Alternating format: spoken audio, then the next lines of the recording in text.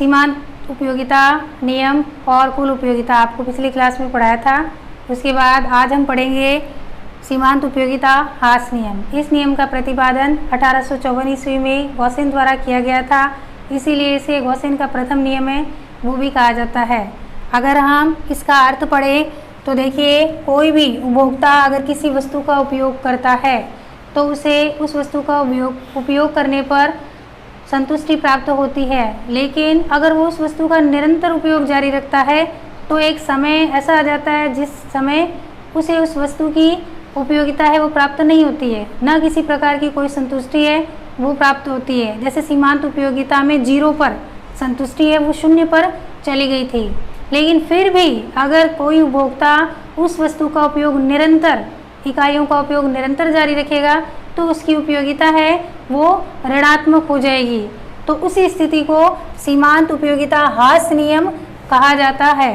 जैसे आप कोई भी एग्जाम्पल ले लें, किसी भी वस्तु का उपयोग है वो जब तक हमारे लिए उपयोगी होगी तब तक हम उसका उपयोग करेंगे, लेकिन जैसे ही उस वस्तु का हमारे लिए उपयोग नहीं होगा लेकिन हमारे पैसे लग चुके हैं तो भी हम उसका उपयोग जारी रखेंगे, क्योंकि उपभोक्ता एक प्रकार से विवेकशील प्राणी होता है और जो भी आर्थिक व्यक्ति होता है उसका जो पैसा लगा उसका उपयोग वो ज़रूर करेगा।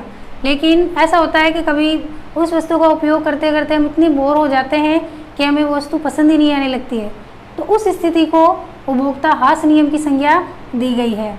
इस नियम की अगर हम कोई मान्यताएं पढ़ें तो देखिए, उपभोक्ता हास नियम की अगर मान्यताएं पढ़ते हैं तो इसमें उपभोक्ता एक प्रकार से विवेकशील प्राणी होता है, उपभोक्ता है वो आर्थिक व्यक्ति होता है। दूसरा, एक वस्तु है उसमें आकार में या उसके गुणों में कोई परिवर्तन नहीं होना चाहिए। ये नियम कब लागू होता है? उसी समय लागू होता है जब आप किसी एक वस्तु का उपयोग कर रहे हैं तो उसके आकार या गुण में किसी प्रकार का कोई परिवर्तन नहीं होता है तो उस वस्तु की उपयोगिता ऋणात्मक होगी।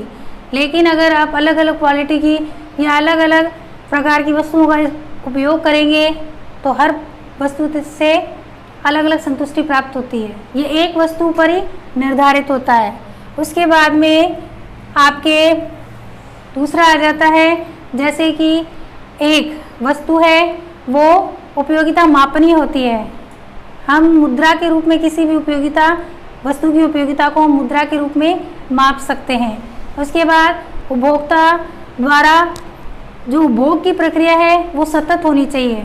ऐसे नहीं हमने किसी वस्तु का उपयोग किया फिर 2-3 महीने उस वस्तु का उपयोग नहीं लिया, फिर हम किसी वस्तु का उपयोग करेंगे तो वो हमारे लिए उपयोगी हो जाएगी। लेकिन अगर लगातार किसी वस्तु का उपयोग कर रहे हैं तो एक सीमा के बाद में उसकी उपयोगिता है वो अपने आप कम हो जाएगी। उसके बाद उपभोक्ता की जो भी आय है, आदतें हैं, रुचि है, फैशन है और दिए हुए समय में कोई भी बदलाव नहीं होना चाहिए। जो आप वस्तु खरीद रहे हैं, जिस वस्तु की आप में रुचि है, तो जो आपको टाइम दिया उस वस्तु के उपयोग के लिए उसमें कोई बदलाव नहीं होना चाहिए। अगर हम यह नियम लागू क्यों होता है, इस नियम के लागू होने के क्या कारण हैं, तो इस नियम के लागू होने के कारण में प्रोफेसर बोल्डिंग के अनुसार यह नियम उस समय लागू होता है क्योंकि प्रत्येक वस्तु है वो किसी भी दूसरी वस्तु की पूरी तरीके से स्थापन नहीं हो सकती है।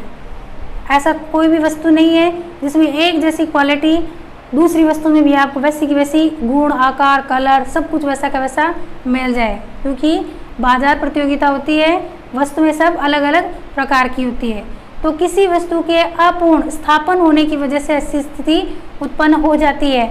जैसे ही हम उस वस्तु का उपयोग बढ़ाएंगे तो हमारी सीमांत उपयोगिता है वो अपने आप घटेगी। उसके बाद विशिष्ट आवश्यकताओं की तृप्ति हो सकती है, लेकिन किसी भी वस्तु का उपयोग हम कितना भी बढ़ाएं, एक स्तर के बाद उसके उपभोग को और नहीं बढ़ाया जा सकता है। क्यों?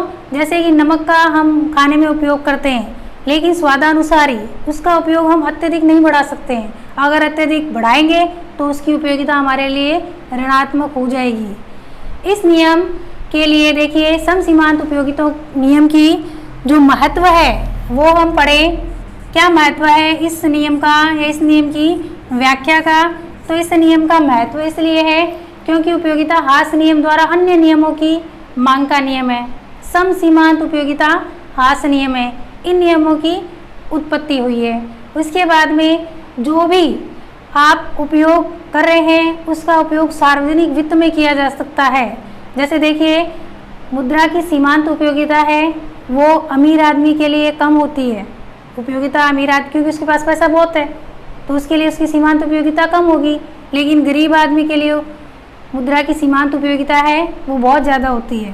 तो इस चीज़ को संतुलन में लाने के लिए क्या कर सकते हैं? इस चीज़ को संतुलन में लाने के लिए अमीर वर्ग पर तो कर लगाएं और उस पैसे का उपयोग है वो गरीब वर्ग के कल्याण के लिए किया जाना चाहिए। अब इसके लिए भी एक और जैसे विरोधाभास की स्थिति आ जाती है, उस समय पानी और हीरे का हम उदाहरण ले सकते हैं। उसमें देखिए, जैसे पानी है वो मनुष्य के लिए बहुत ज़रूरी है, इसकी उपयोगिता बहुत ज़रूरी है। इस चीज़ की पूर्ति अन्य कोई चीज़ नहीं कर सकती है, लेकिन इसका मूल्य है वो कम है। पानी का मूल्य है वो हमारे लिए कम है, सस्ता है पानी। हीरे की उपयोगिता हमारे लिए कम है।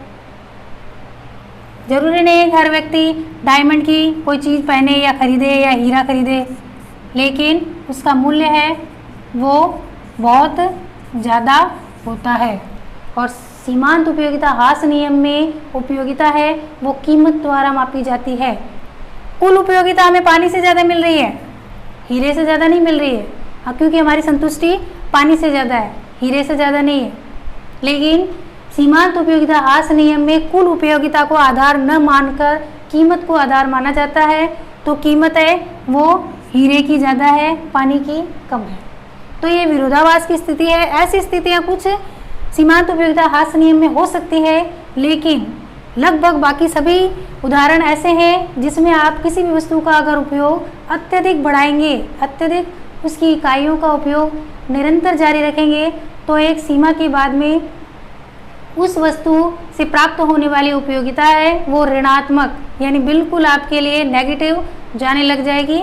उसे ही सीमांत उपयोगिता ह्रास नियम की संज्ञा दी गई है। नेक्स्ट आपके समसीमांत उपयोगिता नियम है वो पढ़ेंगे।